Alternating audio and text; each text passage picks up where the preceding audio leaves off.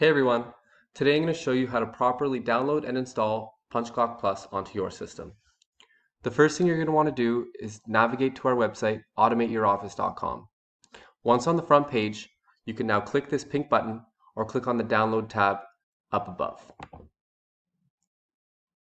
Once on the download page, click on download your free 21-day trial today.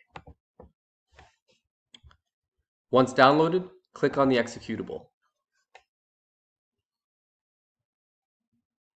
At this point, this pop-up might pop up. At this point, click More Info and Run Anyway.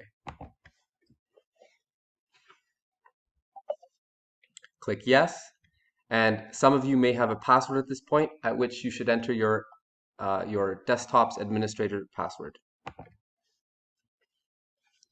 If you'd like to create a desktop shortcut, check this box and click Next, and then click Install. Click Finish, and PunchClock Plus is now installed on your system.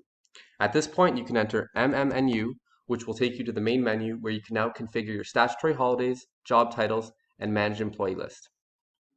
I hope this video was informative. Thank you, and if you have any questions, please feel free to contact us via our contact form on our website. Thank you.